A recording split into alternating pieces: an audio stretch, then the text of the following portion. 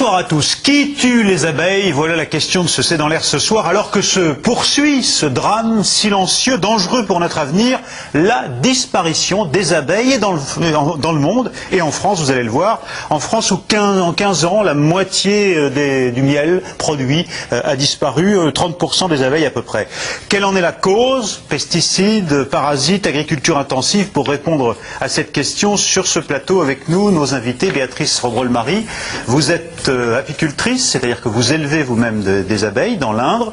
Vous présidez l'association Terre d'abeilles, qui a pour but de valoriser et de protéger l'abeille en tant qu'acteur écologique, économique et social incontournable du développement durable. Et puis vous gérez ce qu'on appelle la Maison des abeilles. C'est un lieu pédagogique qui sensibilise à la protection des insectes pollinisateurs dans le parc naturel régional de la Brenne.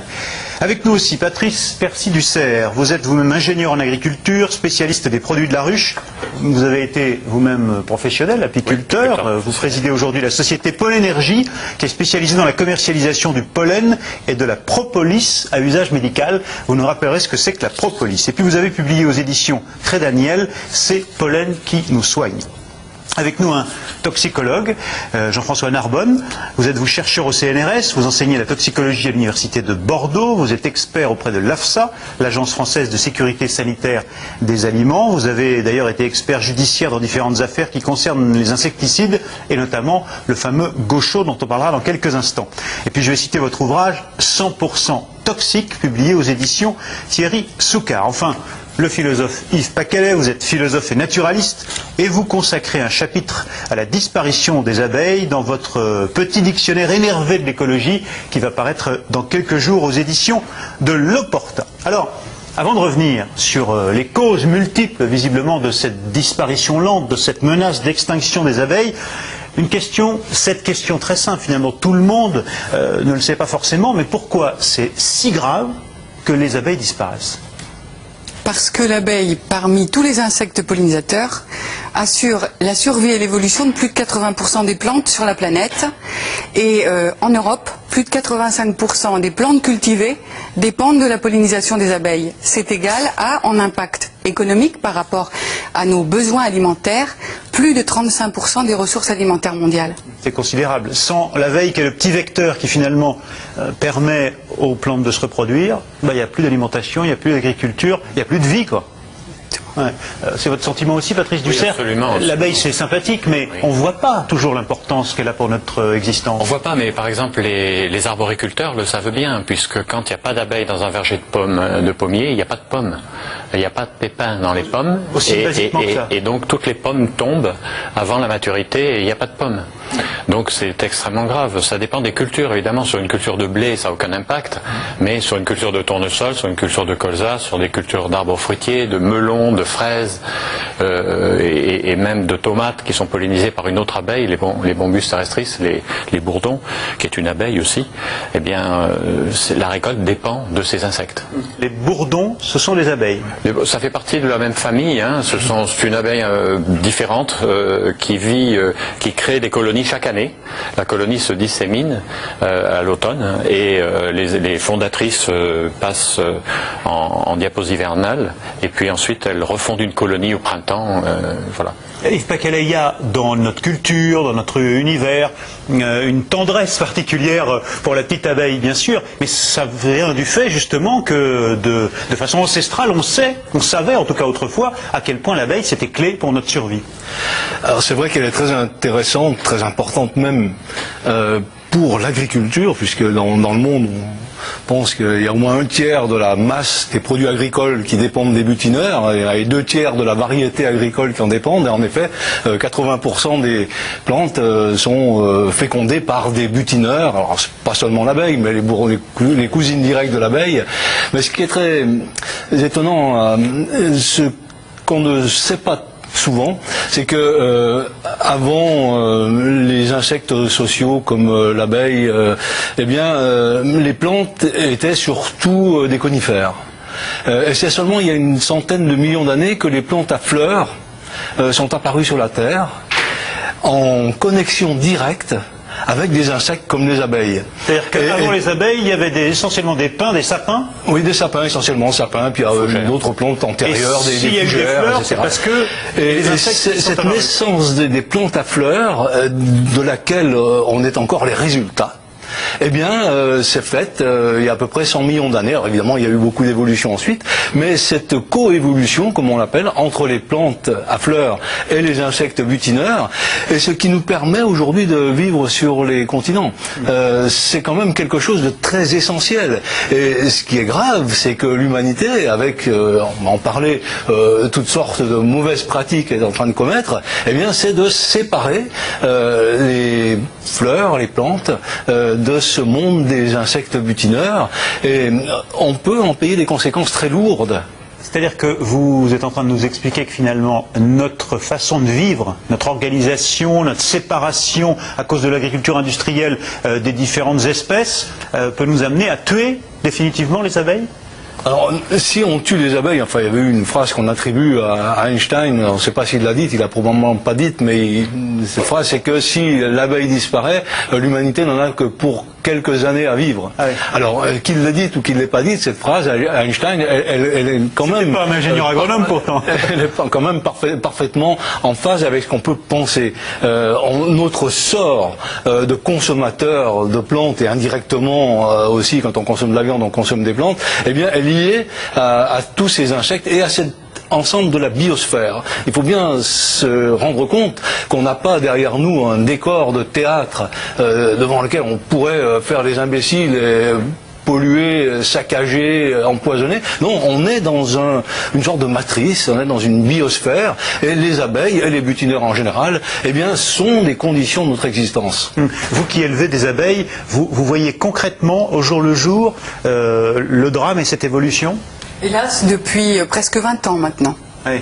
C'est-à-dire que vous avez commencé à ressentir cette maladie. On n'a pas ressenti, c'est-à-dire qu'on a constaté dans nos ruches, depuis les années, enfin, au début, les années 75, il y avait déjà des problèmes, mais la législation en matière d'agriculture a interdit les traitements sur culture, enfin sur culture à fleurs. Et donc à ce moment-là, voilà, traitement en pesticides sur culture à fleurs. Donc il y a eu une accalmie dans les problèmes. Et les problèmes sont revenus, mais immensément plus important à l'époque de la nouvelle génération d'insecticides qu'on appelle insecticides systémiques, qui agissent sur le système nerveux des insectes et des organismes vivants en général, qui sont, on s'en souvient tous, en France, le Gaucho, le Régent, qui ont été interdits par le Conseil d'État pour défaut d'évaluation, donc, et retirés du marché puisqu'ils avaient été mis sur le marché avec des défauts d'évaluation. C'est-à-dire on n'avait pas mesuré leur impact sur les plantes. Exactement. L'essentiel de leurs effets, qui ne sont pas que des effets directs, mais qui sont des effets donc aigus et chroniques. Et donc aujourd'hui on sait, avec le recul, qu'il faut étudier, avant de donner l'autorisation à un pesticide, les effets aigus, les effets chroniques, les effets létaux et sublétaux, et beaucoup plus important, c'est tous les effets cumulés interactif de l'ensemble des pesticides, c'est-à-dire herbicides, fongicides et insecticides. Ouais, alors on n'est pas forcément un expert et on va revoir ça en détail, ces trois types d'insecticides avec vous notamment Jean-François Narbonne, mais je voudrais qu'on revienne déjà sur la prise de conscience de l'impact de la disparition des colonies d'abeilles sur l'agriculture, sur le monde environnant, pour ceux dont c'est le métier. Les agriculteurs se sont vite rendus compte, Monsieur Patrice Dussert, que, ma foi, petit à petit, dès qu'il y avait une colonie qui mourait, il y avait un impact rapide sur l'environnement. C'est pas aussi simple, parce que c'est pas parce que quelques colonies vont disparaître à un endroit qu'immédiatement les récoltes vont s'effondrer. Sur un verger de pommiers, il faut 1 ou 2 ruches par hectare. Alors ça dépend. Si ce sont des exploitations avec 100 hectares de pommiers, c'est sûr qu'il faut un apport massif de ruches. Alors ils payent des apiculteurs pour apporter des ruches. Donc voilà. Alors si ces ruches sont un peu plus faibles, bon, ça pollinise quand même. Donc l'impact est pas forcément mesurable directement. Mais pour qu'un agriculteur se décide à payer un apiculteur pour amener des ruches, c'est bien qu'il... C'est essentiel, c'est essentiel. Et puis de gros céréaliers, quand on leur a interdit le Gaucho et le Régent sur le tournesol, étaient extrêmement inquiets. ce sont des amis, et ils ont reconnu il y a 8 jours, ils m'ont dit, on fait plus de récoltes depuis qu'on a arrêté ces insecticides. Ah oui. Parce qu'en fait, les abeilles sont de nouveau de bonnes butineuses et travaillent et pollinisent mieux, et en fait, ils font de meilleures récoltes qu'avec ces insecticides. Les abeilles, en butinant ces fleurs polluées, ont été filmées. On voit qu'elles, au lieu de butiner de manière très méthodiquement la fleur, elles y vont, elles se posent, elles se grattent, elles sont mal à l'aise, elles vont sur une autre fleur. On peut le constater, ça a été filmé. Ça a été filmé. Ça a été filmé. Et elles n'ont plus la même efficacité. Et elles n'ont plus la même efficacité. C'est sûr. Donc juste à contrario, il y a des régions du monde, par exemple en Chine, où les abeilles ont quasiment totalement disparu et où on fait polliniser les plantes par les hommes. À la main. À la main, c'est-à-dire qu'on prend un petit peu de ce que font les abeilles très bien depuis des millions d'années, et bien on est obligé de le refaire, c'est-à-dire qu'on prend un petit peu de pollen, la partie mâle de la fleur, avec un petit pinceau, et puis on met sur le bout du pistil la partie femelle, et donc il faut faire ça pour chaque fleur pour arriver à polliniser les fleurs. Mais on le arrive verger entier. On arrive à le faire réellement? On le fait réellement, et il y a des quantités de personnes qui sont de petites mains qui font ça, et qui essayent maladroitement, évidemment, d'imiter les abeilles. Mais il y a une très grosse production de miel chinois, on en importe même en France. Ça dépend des régions. Ça n'est pas tous la même région. Ouais. Donc il y a des endroits où l'impact des herbicides est considérable. Alors, on va revenir sur l'impact en France de cette extinction des abeilles et de ses causes. Donc jusqu'à 30% des abeilles disparaissent depuis 15 ans, que ce soit les insectes élevés par donc des apiculteurs ou des insectes sauvages, car on va voir qu'il y a des abeilles sauvages qui meurent de plus en plus. Les experts cherchent donc à comprendre. Il y a les pesticides, il y a un parasite qui s'appelle le varroa, il y a la baisse de la biodiversité aussi, on va voir ce que c'est. Et puis, c'est un danger évidemment, puisqu'on vient de le dire, sans abeilles, il n'y a pas d'alimentation. Reportage, Anthony Da Silva et Mathieu Guénou. Dans ces 40 ruches, ces abeilles sont en bonne santé.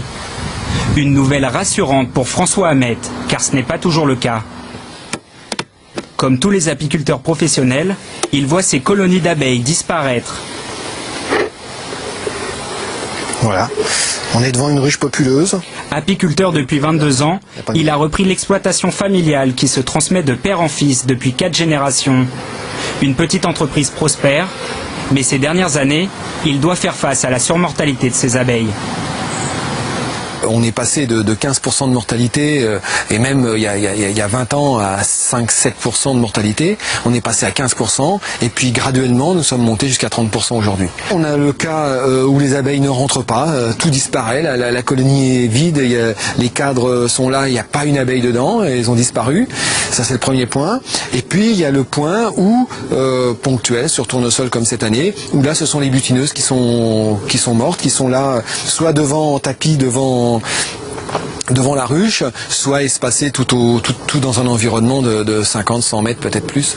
On les voit mortes là ou tremblantes. Un déclin qui ne touche pas que les abeilles domestiques.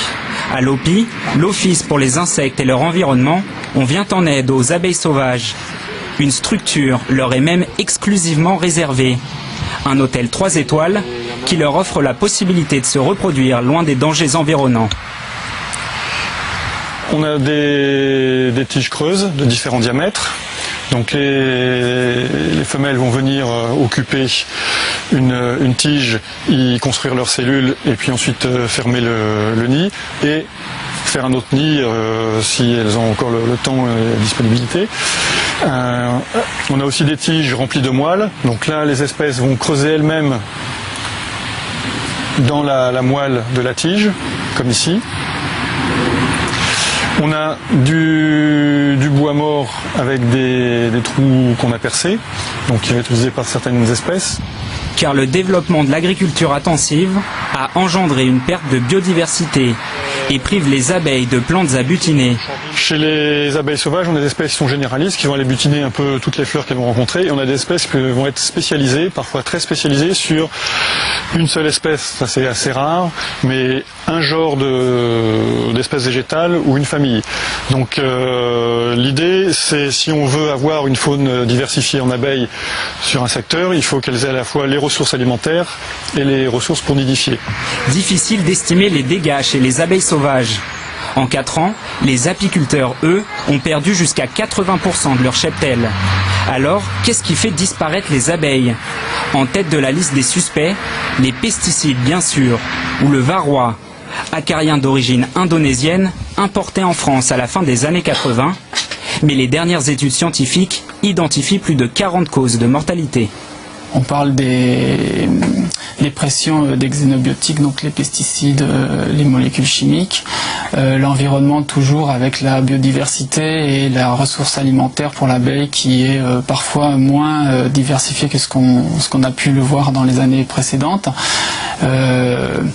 Donc la présence aussi de maladies sur des périodes clés comme la sortie de l'hivernage, la mise en hivernage et puis aussi pendant la saison. Alors oui, et il faut essayer de comprendre aussi comment interagissent tous ces facteurs les uns avec les autres, puisque c'est un espèce de mélange.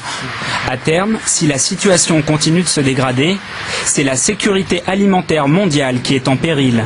Fruits, légumes, céréales, un tiers des aliments que nous consommons dépendent des pollinisateurs.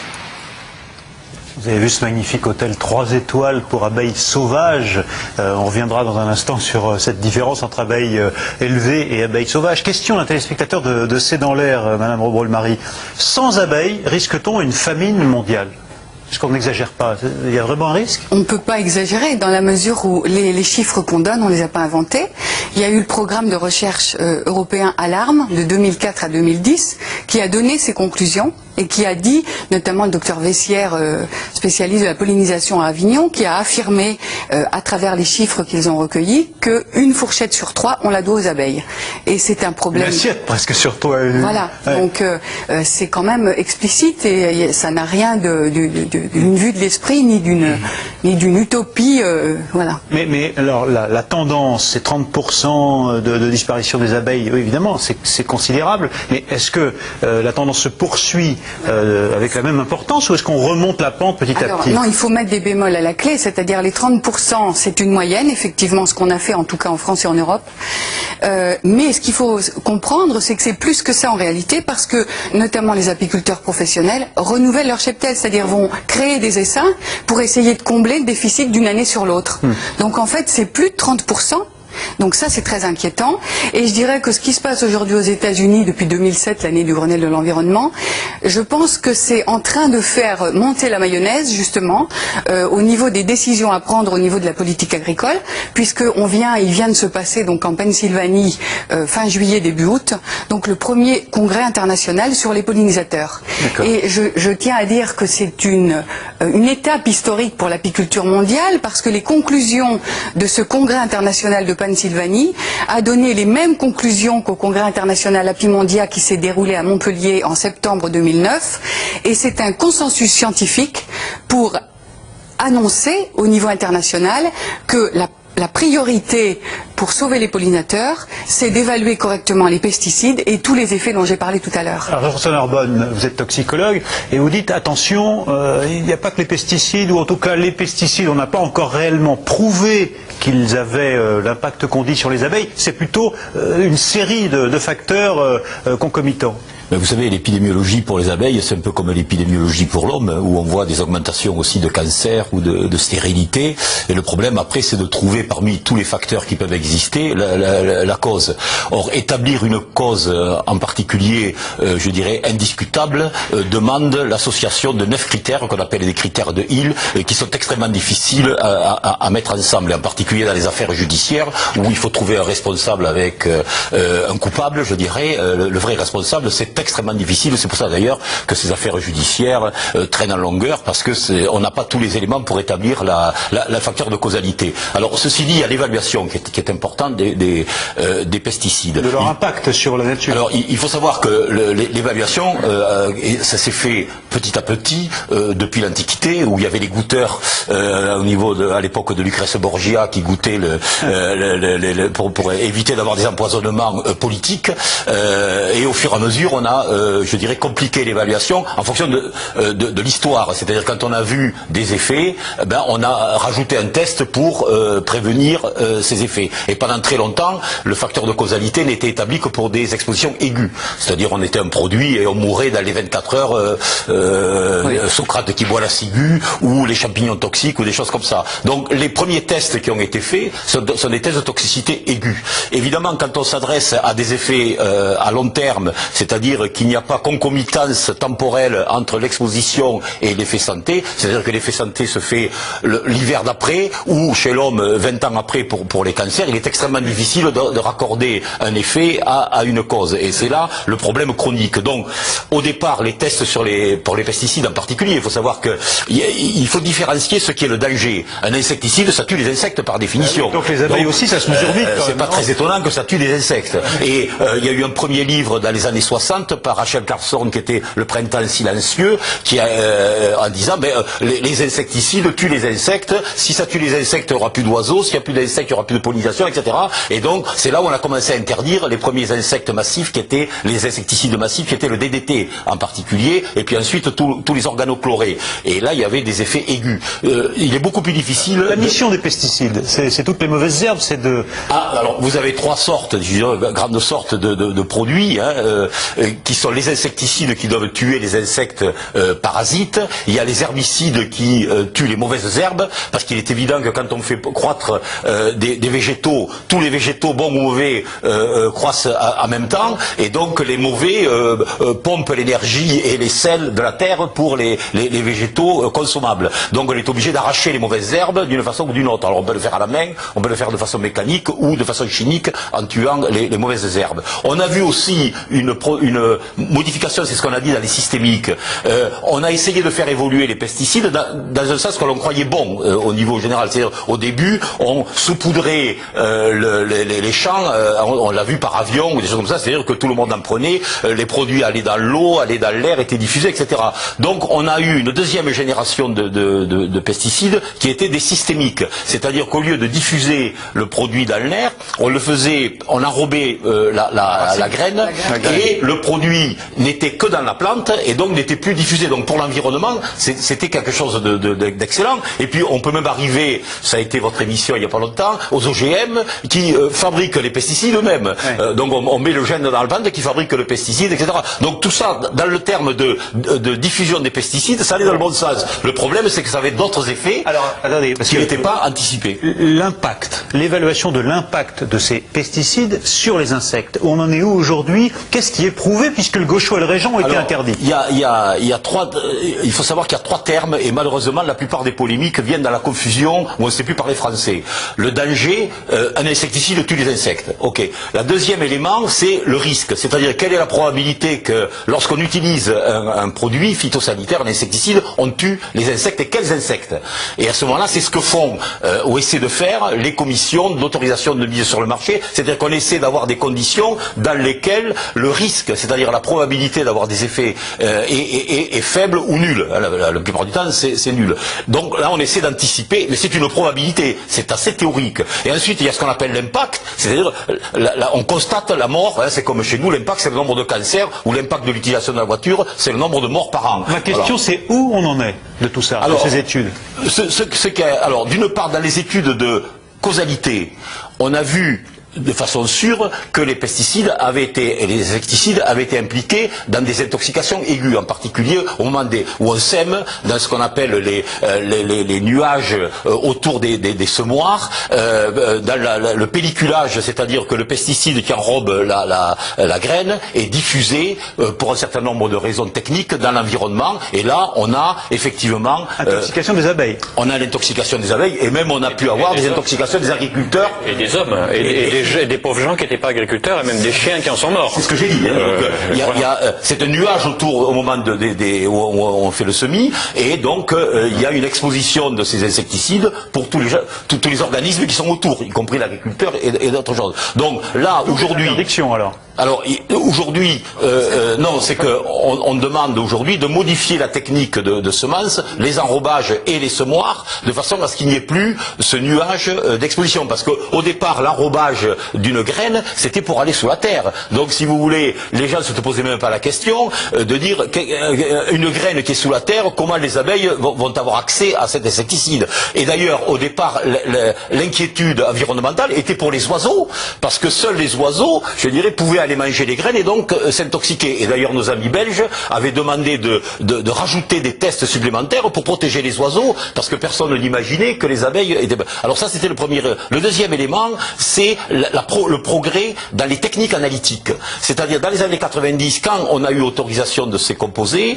on ne détectait pas de résidus avec les techniques utilisées. Donc on disait, l'abeille, par ses produits systémiques, dans la plante, on ne détectait pas de résidus de ces produits. Donc on disait, l'abeille ou les insectes qui vont venir sur ces plantes ne sont pas exposés aux produits. Donc il n'y avait pas de risque. Et donc la probabilité d'impact était faible. Jusqu'au moment où les techniques, dans le milieu des années 90, techniques analytiques sont développées. Et à ce moment-là, on s'est rendu compte qu'il y avait des résidus, à faible dose d'accord, mais il y avait des résidus. Et aujourd'hui, on trouve des résidus d'une vingtaine de pesticides dans les abeilles et leur environnement. Alors voilà l'analyse du toxicologue. Comment est-ce que vous, apiculteurs, agriculteurs, vous avez perçu petit à petit le lien entre pesticides et disparition des abeilles? Pour nous, c'est une évidence absolue. Parce que quand on transporte des abeilles d'une zone non polluée, par exemple des forêts de châtaigniers en Dordogne où il n'y a pas de pollution. Par les pesticides. Par les pesticides.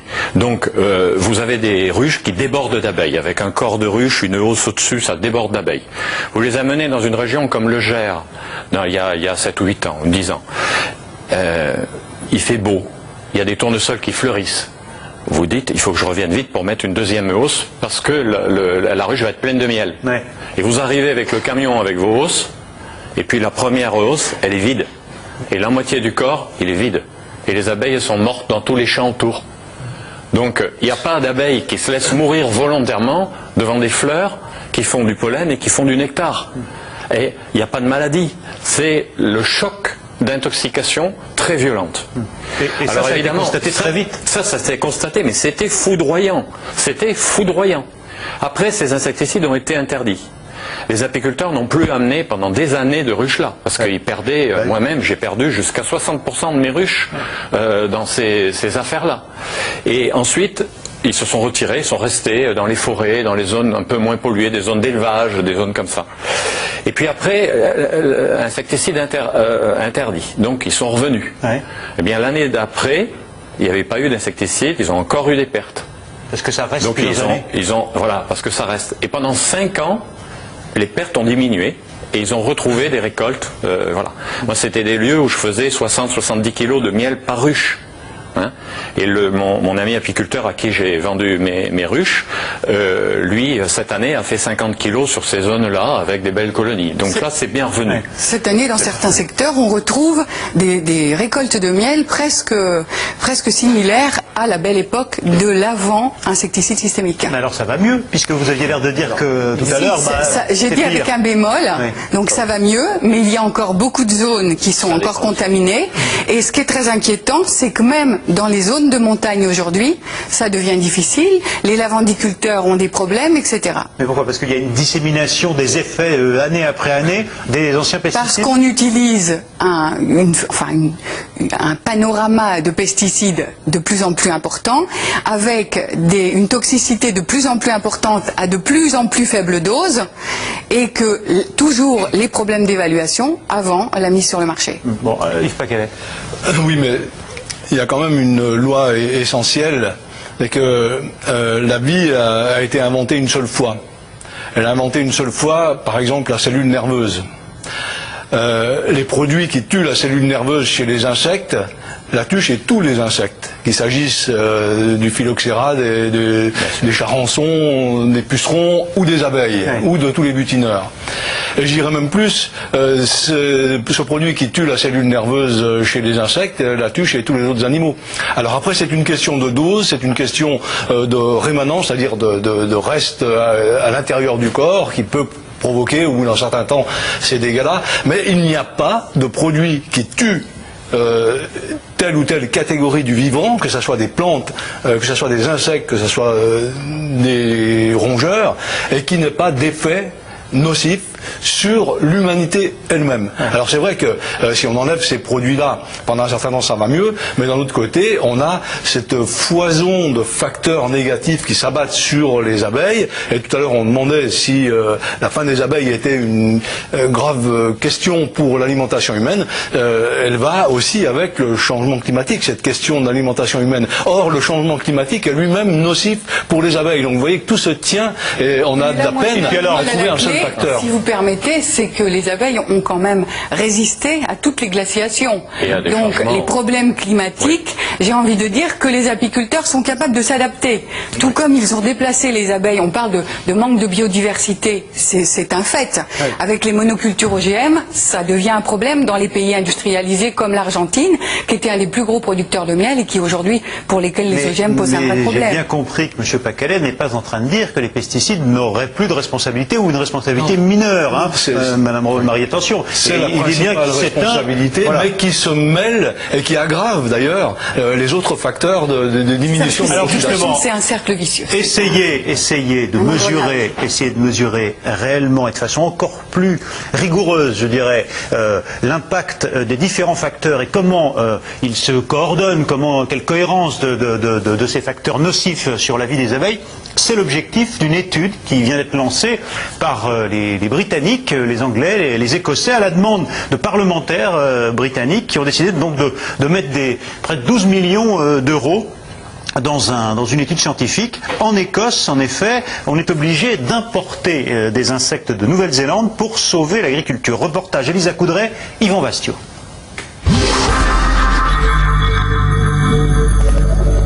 Il est un des apiculteurs les plus renommés du pays, Andrew Scarlett, fier de ses colonies d'abeilles installées au cœur des montagnes écossaises.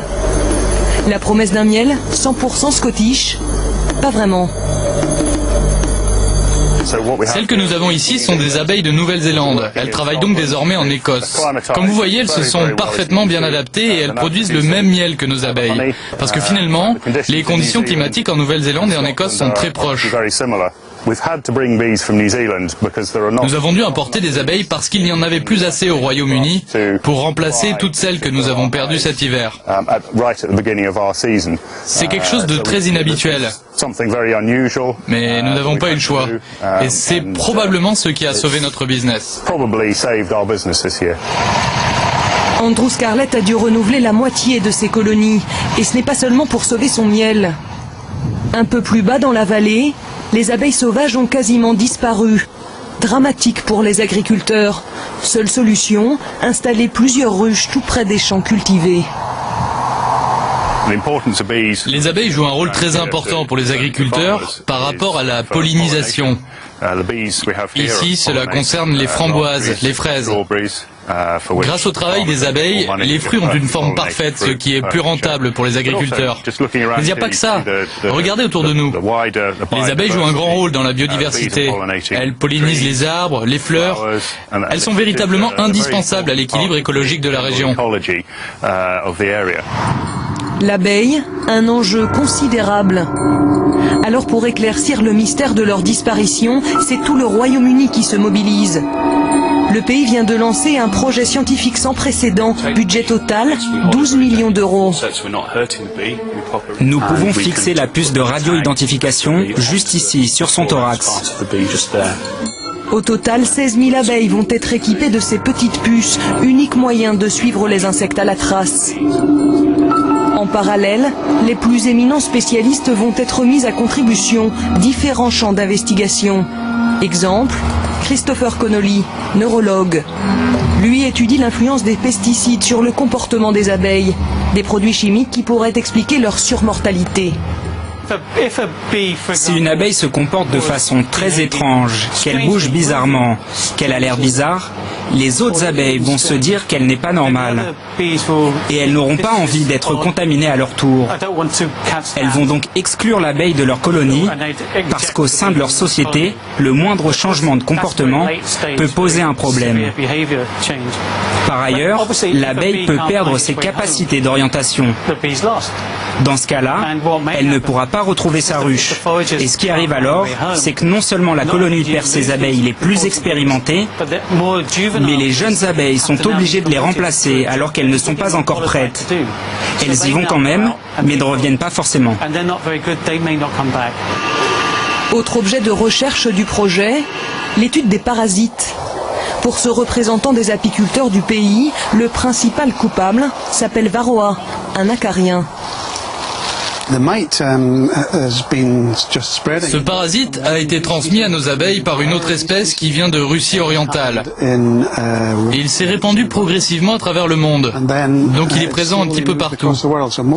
Comme c'est un nouveau fléau, les abeilles ne savent pas encore comment se défendre. Dans les premiers temps, on avait trouvé un traitement chimique qui était très efficace. C'était une sorte de pesticide auquel les abeilles étaient résistantes, mais pas le parasite. Maintenant, le parasite s'est adapté et le traitement n'a plus d'effet. Donc il n'y a plus de remède efficace.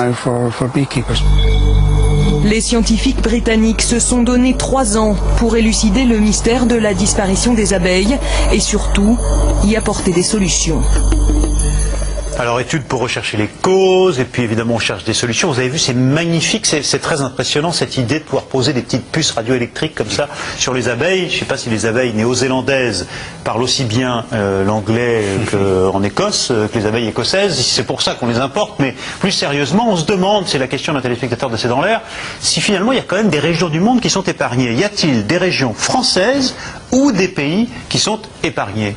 Qu'est-ce que vous en pensez? Écoutez-nous sur le site de Terre d'Abeilles, www.sauvontlesabeilles.com. Nous recevons des appels à l'aide du monde entier et jusque pour l'abeille du désert du Sahara. Donc, il y a moins de pesticides pourtant. La problématique semble vraiment, est réellement... Il y a des endroits où il y a moins de pesticides pourtant et où les abeilles quand même vont mal. On dit qu'il y a un paradoxe, enfin c'est pas tout à fait vrai, mais ça donne une indication. Un des endroits où les abeilles sont le mieux maintenant, c'est dans les villes. Ouais, on va y dire dans un instant. Il y a moins de pesticides, un peu moins. Et puis il y a aussi une certaine variété de plantes à aller butiner parce que les gens cultivent ça sur leur balcon. Évidemment, pour pas mettre des quantités de ruches dans les villes. C'est pour souligner qu'il y a ce paradoxe-là. Mais en fait, je crois que c'est vraiment un phénomène mondial extrêmement inquiétant. Alors, avec des variations locales, il y a des endroits du monde où il y a 80% des colonies qui meurent dans l'année. On les remplace. Il meurt à nouveau et c'est vraiment un vrai désastre. Monsieur Percy-Dussert, vous qui êtes à la fois ingénieur et apiculteur, est-ce qu'il y a des régions du monde où ça va mieux? C'est le problème de mon entreprise parce que mon entreprise vend 40 tonnes de pollen par an. Voilà. Et il faut trouver. Pas qu'en France. Et je produis pas qu'en France, je produis en Europe. Je cours l'Europe pour trouver des zones qui soient pas polluées, avec des pollens monospécifiques pour pouvoir garantir qu'ils viennent de fleurs sauvages et qui contiennent pas de pesticides. Et c'est extrêmement difficile, croyez-moi. Et ces régions, je les trouve un petit peu en France, mais je les trouve un peu en Espagne et un peu en Roumanie, en Transylvanie, où il y a des zones où ils n'ont pas de quoi acheter les pesticides. Donc pour le moment, c'est des zones extrêmement préservées. Vous produisez de la propolis, qu'est-ce que c'est? Alors la propolis, c'est une résine qui est récoltée par les abeilles sur les bourgeons des peupliers principalement. Et c'est un produit qui est en fait une gomme, une colle. Elles en enduisent la ruche pour aseptiser la ruche. Ah oui. Et ça a des propriétés antiseptiques qui sont connues depuis très longtemps. Les Romains même mettaient de la poudre de propolis sur leurs plaies dans les batailles, après les batailles, pour pouvoir cicatriser sans affection. C'est un produit médical. C'est un produit qui a à usage phytothérapique, si on veut, thérapeutique. Mais à l'heure actuelle, il y a de grosses études qui sont faites sur l'animal et qui ont montré que ça avait une action extrêmement puissante sur l'immunité. Parce que la propolis contient énormément de polyphénols, des flavonoïdes, des molécules en fait qu'on va retrouver aussi dans les fruits et légumes. légumes, et qui sont les molécules, voilà, qui protègent notre immunité. Et c'est un véritable concentré d'immunité. Donc quand on fait des cures, on peut résister plus au virus de la grippe. Enfin, il y a plein d'applications, même jusqu'en cancérologie. Ouais, c'est une bénédiction l'abeille. Hein. Ah oui, oui. Mais alors s'il n'y a plus d'abeilles, il n'y aura plus de propolis parce qu'il n'y a personne pour la ramasser. Bon, mais alors je reviens à ma question. La propolis, vous la trouvez où? Il y a des peupliers partout en Europe. Alors il y a beaucoup. Alors un peuplier donne énormément de propolis. Et bon, il y a des zones où il y a très peu de peupliers, où on n'en ramasse pas, et d'autres zones où on en ramasse. Mais cette propolis, pour être efficace, doit être récoltée avec une méthode particulière. On met des grilles sur le dessus de la ruche. Les abeilles bouchent cette grille et on récolte cette propolis qui est fraîche. Pour qu'elle soit à usage médical, il faut qu'elle soit fraîche. Autrement, ça peut être pollué par la fumée du goudron, de l'enfumoir, de l'apiculteur, voilà. Donc il faut qu'elle soit vraiment extrêmement fraîche pour être efficace. Je reviens à ma question. Quelles sont les régions au monde, s'il y en a, qui sont aujourd'hui les moins menacées par l'extinction des abeilles? Alors c'est des zones plus de montagne, de fleurs sauvages, ou alors d'élevage. Dans les zones d'élevage, on a beaucoup moins de pertes d'abeilles que dans des zones de grande culture. Dans les zones de grande culture, on cumule le phénomène des monocultures. Pour les ruchers fixes, c'est nocif. Perte de la biodiversité. Perte de la biodiversité. Pour les petits ruchers, pour les professionnels, c'est pas trop le problème parce qu'ils vont se déplacer, ils courent après les fleurs et ça neutralise cet effet de monoculture. Ouais. Alors, il y a quelque chose qu'on a vu dans ce reportage qui est tout de même assez fascinant. Je parlais de l'anglais commun aux Écossaises et aux Néo-Zélandaises, mais comment importe-t-on des abeilles? C'est autorisé, c'est en même temps ça qui a amené le parasite. Donc c'est dangereux et en même temps ça va permettre la survie de l'espèce?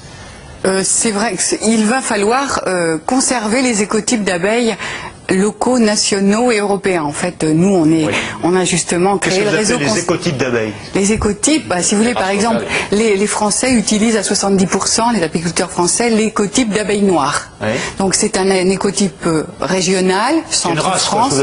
Voilà, tout à fait. Et donc c'est vrai que l'importation des reines d'origine étrangère a pu atténuer les problèmes, la diversité. Donner une certaine fragilité à l'espèce. Voilà, c'est ça. Pourquoi? Bien parce que l'abeille a une très grande diversité génétique, donc elle est capable de s'adapter. Vous vous rendez compte, elle s'est adaptée, vous disiez, aux glaciations.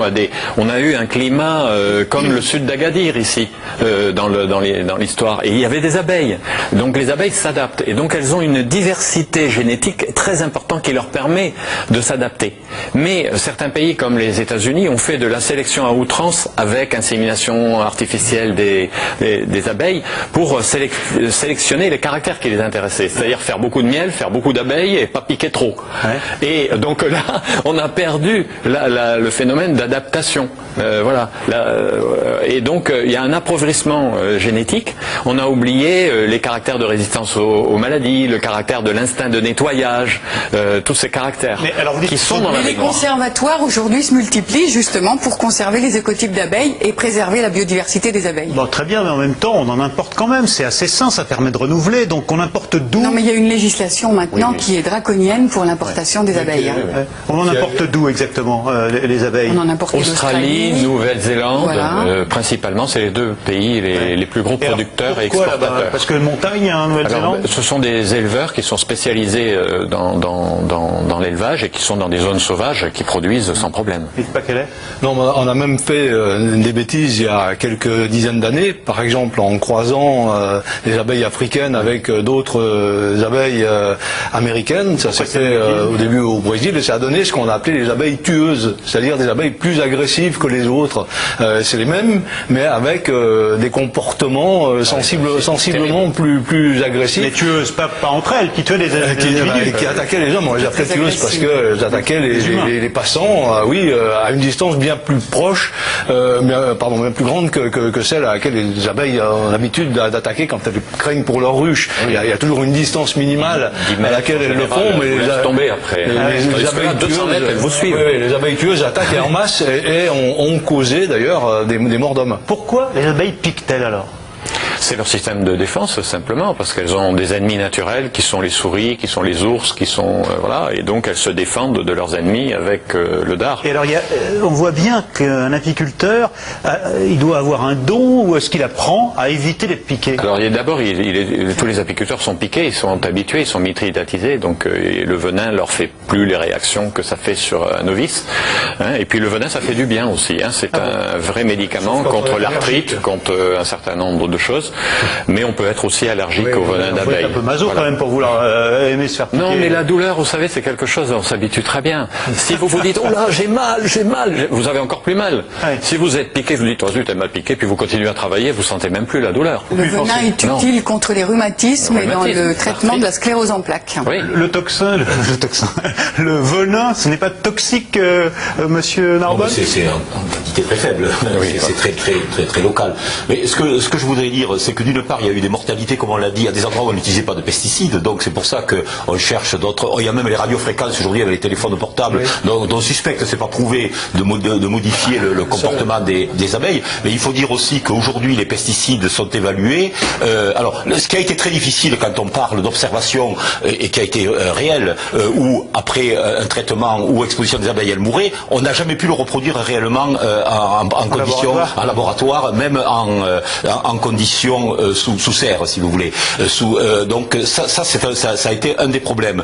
Mais aujourd'hui, on a complexifier l'évaluation. Il faut savoir que dans les années 90, il y avait juste un test sur abeilles de mortalité aiguë, point, c'est tout. Aujourd'hui, il y a une dizaine de tests et on refait d'abord le comportement de l'abeille, on fait aussi tous les mécanismes de succion de l'abeille qui sont les nouveaux tests qui sont mis là. Sur le pollen et quand elle va déposer. Il y a aussi sur les ruches et il y a aussi on le fait sous serre, sous bâche et en champ. Donc aujourd'hui, l'évaluation qui était extrêmement sommaire dans les années 90, au moment où on a autorisé, par exemple, le gaucho. Aujourd'hui, le cruiser, par exemple, est passé par toute une batterie de tests sur abeilles qui est beaucoup plus compliqué qu'avant. Et on essaie de tenir compte, justement. Ce qu'on a...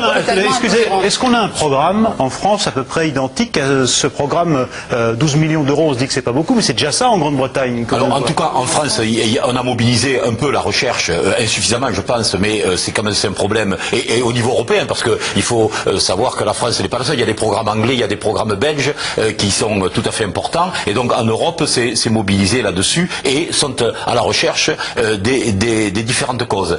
Alors ceci dit, les conditions d'emploi aujourd'hui tiennent compte de notre expérience en termes de semis, en termes d'exposition. Et toute notre expérience est transférée sur les tests d'autorisation. Mais les problèmes d'interaction entre les pesticides et entre les différents facteurs n'est toujours pas. On n'a pas d'outils scientifiques d'évaluation sérieux pour évaluer ces choses-là. Alors, Yves Paquelet, il y a quelques instants, évoquait l'exode rural des abeilles. C'est une façon de parler, d'expliquer en tout cas que les abeilles se réfugient, on va le voir dans ces images dans quelques instants, en ville. Comme il n'y a pas d'agriculture, il n'y a pas de pesticides en ville. Et puis, paradoxe, avec les plantes et les fleurs de toutes sortes qu'on cultive pour le plaisir, eh bien, la biodiversité devient parfois plus grande en ville qu'à la campagne. À Paris, par exemple, il y a déjà plus de 300 ruches. Clémence de la Baume et Stéphane Morel, reportage. En plein cœur du plus grand quartier d'affaires français, du béton à perte de vue, des tours de verre. Pourtant, au sommet de ce bâtiment, vivent quelques dizaines de milliers d'abeilles. Une ruche qui est tout à fait saine, tout à fait tranquille, vous voyez, pas du tout affolée, en très bonne santé. Voilà près d'1 an que ces abeilles sont là. Contre toute attente, elles se sont très bien adaptées. Ce qui est incroyable, c'est que la ruche qui est derrière moi, qui est située à 50 mètres de haut, qui est située à la Défense, dans une zone vraiment artificialisée, remplie de béton, il y a quelques fleurs, mais pas tant que ça, et dans un endroit extrêmement venté l'hiver, et malgré tout, cette ruche survit. Non seulement elle survit, mais elle se reproduit, et en plus elle fait du miel, elle produit du miel. Elle a produit une vingtaine de kilos de miel au printemps, et elle va probablement en produire entre 10 à 15 kilos dans les semaines à venir. Un miel qui plus est excellent, issu d'une grande variété de plantes. Alors la ville, nouvelle terre d'accueil des abeilles, Moins de pesticides, des températures plus clémentes et une abondance de fleurs. Autant de facteurs qui favoriseraient l'apiculture urbaine. Quant à la pollution, elle ne constitue pas un frein. La pollution en ville n'est pas un problème pour les abeilles. D'abord, la pollution a beaucoup diminué dans les villes depuis des dizaines d'années. Et en tout cas, les abeilles se portent bien en ville. Moi-même, j'ai fait des expérimentations dans le département de la Seine-Saint-Denis, à Saint-Denis même, financées par le Conseil général de la Seine-Saint-Denis.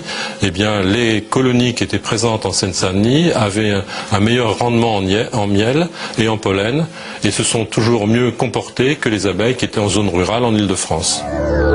Mais pour ce chercheur, si la ville est un refuge pour ces insectes, leur place reste à la campagne. Les abeilles sont nécessaires avant tout en milieu rural puisqu'elles participent à la pollinisation de nombreuses plantes, y compris des plantes cultivées, le tournesol, le colza, etc.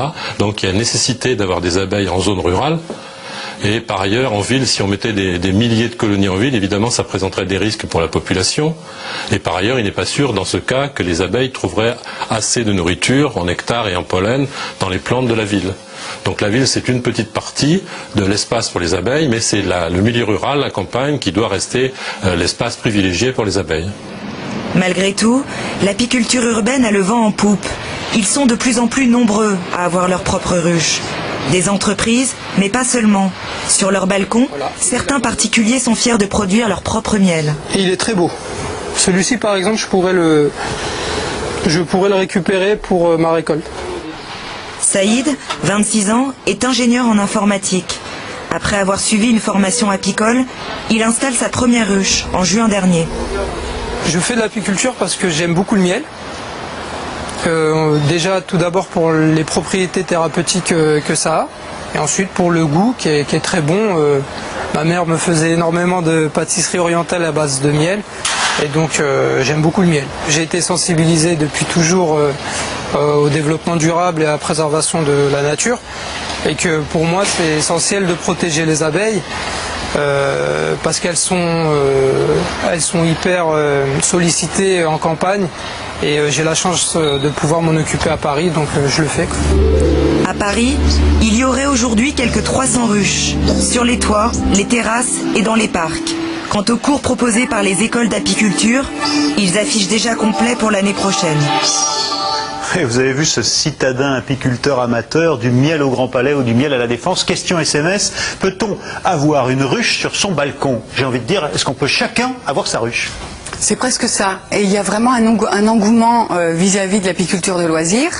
Nous, on a même créé un rucher école, donc à la Maison des Abeilles, parce que les gens se disent qu'ils peuvent participer, la problématique abeille les inquiète, ils se disent qu'ils peuvent participer à la pollinisation.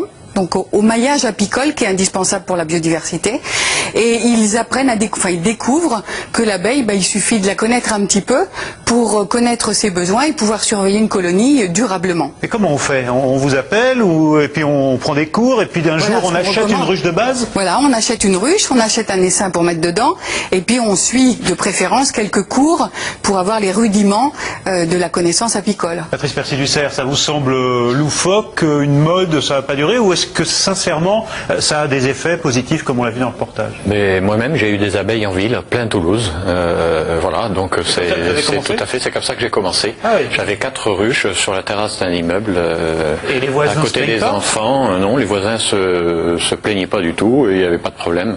Les ruches, elles piquent un petit peu devant la ruche, donc on la met toujours de manière à passer plutôt derrière que devant. Mais non, ça pose pas de problème réellement. Hein. Parfois dans les centres-villes, à Toulouse ou à la Défense, on se perd. Elles se perdent pas. Hein. Non, elles se perdent pas parce qu'il n'y a pas le gaucho ou le régent qui leur fait perdre le sens de l'orientation. Et là, elles se repèrent et elles reviennent toujours à la ruche. Comment s'oriente une abeille?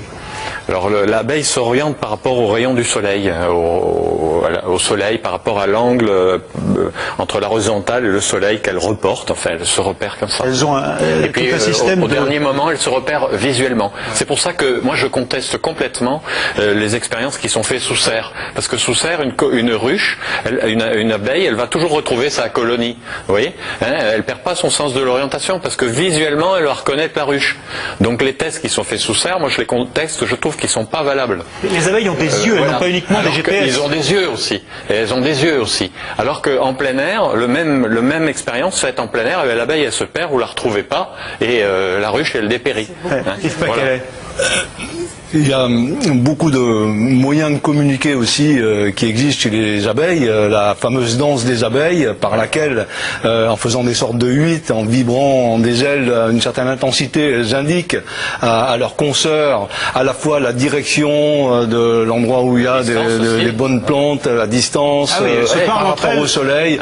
Elles font cette danse vibrer. C'est pour ça d'ailleurs qu'il y a des soupçons selon lesquels les ondes multiples qu'on emploie pour nos téléphones portables, pour les télévisions, etc., pourraient avoir une incidence sur la vie des abeilles parce qu'elles perturberaient cette capacité de la danse des abeilles à être un bon message. Alors ça n'a pas été prouvé, c'est une idée qu'ont eu certains Allemands, mais j'y crois un petit peu parce que dans la mer, une des causes actuelles de danger pour les dauphins et les baleines, c'est les sonars, c'est les ondes sonores qui perturbent la communication entre ces animaux. C'est pour ça qu'on retrouve parfois des baleines sur une plage où elle s'est échouée alors que c'est pas... C'est une des raisons, là aussi il y a beaucoup de raisons, mais c'est une des raisons qui ont été invoquées. Béatrice Revolmarie. Concernant les antennes de téléphonie mobile, on va être quand même beaucoup plus prudent parce que, contrairement à ce que disait M. Narbonne, les antennes de téléphonie mobile sont situées généralement, majoritairement dans la périphérie des villes.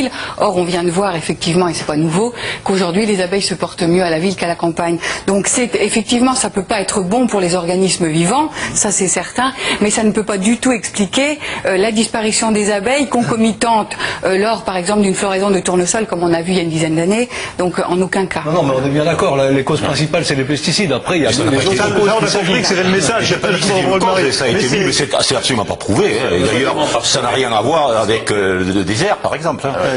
Donc le problème, c'est qu'il y a donc plusieurs causes, et en particulier en ville où il y a quand même des pesticides, mais on retrouve la biodiversité, c'est-à-dire qu'il y a beaucoup de fleurs, et d'ailleurs il y a des problèmes aussi de parcours, parce que les pesticides urbains, on en utilise beaucoup. Il y a des petits jardins en ville, et souvent les doses de pesticides utilisées dans les jardins sont bien supérieures à ce qui est utilisé en agriculture, et on utilise aussi des insecticides domestiques pour éliminer les moustiques chez soi, etc. Donc la pollution, et en particulier domestique, est des fois aussi importante, sinon plus, que la pollution agricole.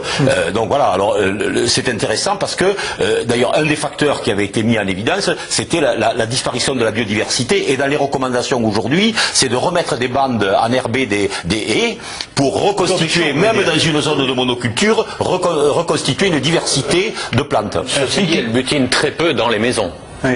Alors justement, dans les maisons, quand on met des petites plaquettes insecticides sur les prises, c'est dangereux ça pour les abeilles. Oui, mais elles rentrent pas dans les maisons, elles vont dans les jardins. On n'a pas la même pollution. Même quand on a des plantes à l'intérieur. Oui. Non, mais concernant la monoculture, moi je tiens à dire que les apiculteurs se sont toujours organisés pour déplacer leurs ruches lorsque leurs abeilles n'avaient plus de ressources alimentaires. Voilà. Et nos colonies se développent merveilleusement sur la monoculture du colza, nos colonies se développent merveilleusement sur la monoculture du tournesol. Tout est affaire de travail d'apiculture, et même si aujourd'hui la biodiversité est menacée et menace effectivement les ressources des abeilles, ça ne peut en aucun cas expliquer les problématiques aujourd'hui mondiales qu'on déplore partout. Alors on va passer aux questions SMS et Internet de C'est dans l'air. Alors, première question, elle va venir sûrement dans un instant. Pour l'instant, voilà. Mon voisin s'est fait voler ses ruches. Combien de vols de ruches en France ? C'est limité quand même. Hein. De plus en plus. Il y en a de plus en plus, mais c'est pas quand même le fléau qui fait disparaître les abeilles. Oui. Pourquoi il y en a ? Parce que il y a des agriculteurs, qui ne trouvent plus de ruches à louer pour les cultures. Et ce sont des agriculteurs qui vont servir chez les apiculteurs. Dans le Lot-et-Garonne, plusieurs agriculteurs ont été condamnés à cause de ça. Parce que ils ont un champ de fraises, il leur faut 4 ruches. Et puis il y a personne qui veut louer 4 ruches parce que il y a moins de ruches. Le système économique voulant, il y a moins de ruches fixes aussi, parce qu'il y a moins d'amateurs aussi. L'apiculture amateur a un rôle très important dans la pollinisation. Donc le pauvre gars, il trouve pas de ruches, et il va prendre 4 ruches dans un dans un rucher d'apiculteur et puis il les met dans ses fraises et puis il pollinise. C'est un vol comme... c'est un vol, on est désolé, ça arrive. Plus il y a de difficultés à conserver son cheptel, plus on lorgne ce qu'il y a dans le rucher du voisin. Quoi. Et les ruches, par définition, elles ne sont pas dans des endroits totalement fermés, voilà, donc elles sont faciles d'accès. Oui. Et en France, c'est quand même limité. Dans toute ma carrière de professionnel, ça m'est arrivé 2 fois, 10 ruches, bon. Autre question, retrouve-t-on des pesticides dans le miel ?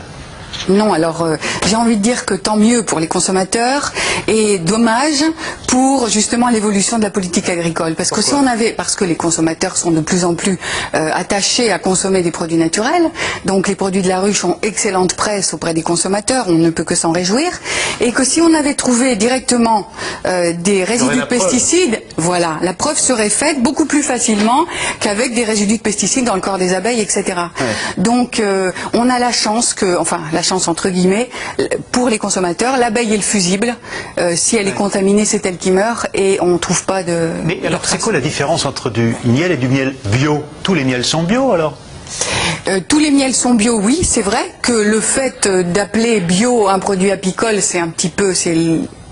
limite risible. En fait, c'est un cahier des charges qui est surtout prévu pour envisager l'environnement agricole sur plusieurs kilomètres autour, c'est ça. Voilà. Ouais. Et puis sur les peintures, les traitements des ruches, etc. Alors, faut-il, autre question, une autorisation pour installer une ruche chez soi, voilà, sur sa Alors terrasse. il y a des distances à respecter qui varient dans le département, qui varient dans chaque département, et c'est la préfecture voilà, qui donne entre ruches ou par rapport par rapport au voisinage, par rapport au passage, voilà. Mais malgré ces distances, moi j'ai des ruchers qui étaient placés de manière tout à fait légale et j'ai dû retirer parce que eh bien les abeilles forment des couloirs de circulation et quand une personne traverse ce couloir, elle peut effectivement se faire piquer. Oui, donc il y a quelques fois, bien qu'il y ait des distances énormes, ça pique. Donc à ce moment-là, tous les apiculteurs le savent. Et quelquefois, on est très proche de lieux de passage de gens, ça pique pas.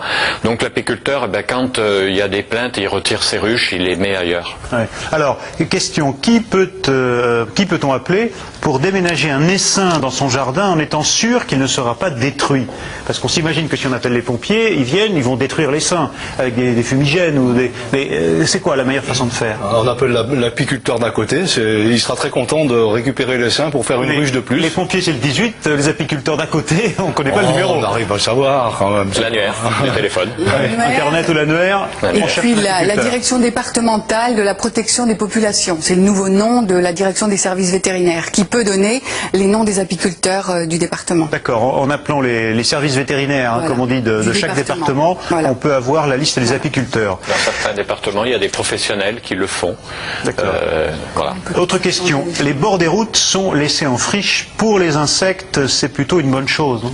C'est ce que vous disiez à l'instant. Alors nous, si vous voulez, les bandes enherbées, oui, c'est mieux pour que les pesticides soient stockés donc avant les cours d'eau. Hein. C'est quoi les bandes enherbées? Vous nous avez parlé. Les bandes enherbées, c'est planter des variétés florales, oui, donc autour des cultures. Comme mais bien entendu, c'est pas comme ça qu'on va sauver les abeilles et les pollinisateurs sauvages. Hein. Si on continue, donc si on ne décide pas de réorienter nos politiques agricoles vers des alternatives aux pesticides et aux OGM, d'orienter la recherche justement pour réintégrer l'abeille en tant qu'auxiliaire de l'agriculture irremplaçable. On parlait de la pollinisation tout à l'heure. 1 kilo de miel produit par les abeilles, c'est 1 million de fleurs visitées. Les petits pinceaux des Chinois ne parviendront pas à faire l'équivalent du travail des abeilles. Donc il faut restaurer, on le dit toujours, restaurer la biodiversité. Eh bien il faut réorienter la recherche et la politique agricole vers la réintégration des pollinisateurs. Les maires et les responsables politiques de tous bords et de tous endroits encourageons-les à faire ces bombes de fleurs sauvages. Voilà. C'est vraiment indispensable maintenant. Autre question, pourquoi la vente du Roundup, j'imagine que le Roundup c'est un pesticide, est-elle encore autorisée? C'est un désherbant. Ça va avec les OGM en plus. Non, mais c'est pas un insecticide. C'est un herbicide. C'est du glyphosate. C'est un herbicide, oui. C'est un herbicide et son mode d'action a été montré comme n'interférant pas avec le système nerveux. Plus largement, tous les produits qu'on achète nous-mêmes pour nos jardins, vous disiez, ça peut être dangereux pour les Non, mais abeilles. là on parle des insecticides, parce que les insecticides c'est pour tuer les insectes directement. Alors il peut y avoir des effets secondaires, et c'est ça tout le problème. Oui, mais ça n'a rien à voir avec la neurotoxicité des abeilles. Après il y a tous les autres produits qui ont des effets secondaires, c'est un peu comme les médicaments, qu'on n'a pas vu au départ et qui se voient ensuite dans l'environnement, d'où la nécessité d'avoir un observatoire. Et ça c'est ce qui nous a manqué, parce que si vous voulez, c'est un peu comme on a créé l'Institut de veille sanitaire pour avoir un peu l'état de sanitaire de la France. Or, il faut créer un outil d'observation pour ces données. Et pour ce qui concerne les pesticides, je peux dire qu'il y en a, quand c'est pas bio, dans le nectar et dans les pollens. Il n'y en a pas dans le miel, mais parce que le miel est passé par le filtre métabolique de l'abeille, alors que le nectar et le pollen sont préservés, d'où le problème pour les pollens d'avoir du pollen bio. Oui, d'avoir du pollen, pas le terme bio n'est pas très adapté, d'avoir du pollen de fleurs sauvages, issu de fleurs sauvages non traitées. Et concernant le Roundup, il est recommandé avec le développement des plantes génétiquement modifiées aux États-Unis, on en augmente, son utilisation a augmenté de 76% au fur et à mesure. Et pour vous, il est nocif pour les abeilles? Du développement des plantes génétiquement modifiées. Et pour vous, le Roundup est nocif pour les abeilles? Le Roundup est cancérigène, c'est un glyphosate, et aujourd'hui, on devrait envisager de supprimer carrément l'utilisation. Autre question, est-il vrai que la vente du gaucho a été maintenue jusqu'à épuisement du stock? Monsieur Narbonne.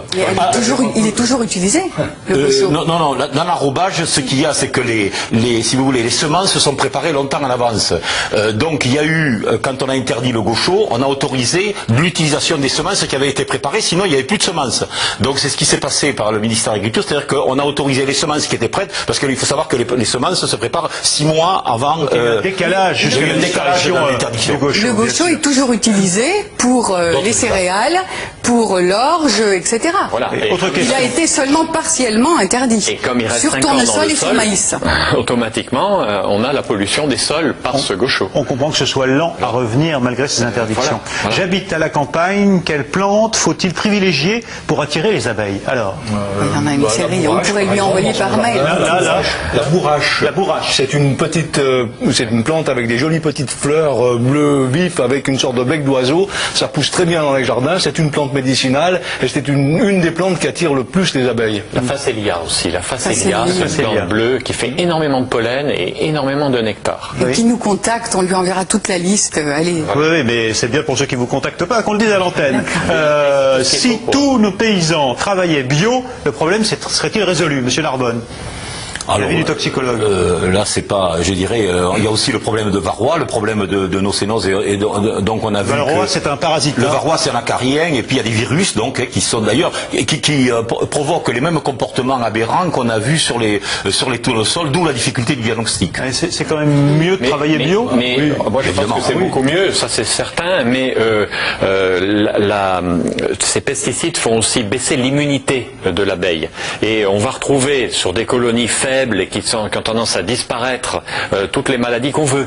Et on pourra toujours dire qu'elles sont mortes de maladie. Hein, parce que c'est comme nous, si on a 40 000 pesticides à la limite de la toxicité, eh bien on va beaucoup plus attraper tout ce qui peut maladies, bien sûr. Autre question, cela fait des années que les colonies d'abeilles sont décimées. Y a-t-il de la mauvaise volonté à trouver la cause ou le remède? On a parlé beaucoup des causes. Il y en a beaucoup. Alors on a les causes principales, on les a bien identifiées, les pesticides, et puis il y a beaucoup de causes secondaires. Et il faut savoir que dans les milieux, quels qu'ils soient, quand une cause principale est intervenue, eh bien toutes les causes secondaires prennent de la gravité, prennent d'autant plus de gravité, donc les abeilles sont malades, etc. Et les papillons? Il y a une dernière question sur les papillons. Les papillons meurent comme les abeilles. Même problème. Les papillons meurent comme les abeilles. Des insectes qui sont sensibles aux insecticides, de la même façon que les fourmis qui sont des cousines des abeilles. Ils ne sont pas touchés par le varroa. Les papillons. Ni On par la main finit de sur cette idée, alors qu'on est en pleine émission sur les abeilles, et on finit par découvrir que les papillons sont touchés de la même façon. Merci à tous pour ces informations. Merci à vous de votre fidélité pendant tout cet été. À partir de lundi, eh bien, c'est dans l'air continu, bien sûr. Mais vous retrouvez Yves Calvi, qui est rentré de vacances, mon camarade et confrère Yves Calvi, bien sûr, pour C'est dans l'air. Et je vous retrouve pour C'est-à-dire à partir du 30 août. Bonne fin d'été à tous. À bientôt. Bon week-end avec nous sur France 5.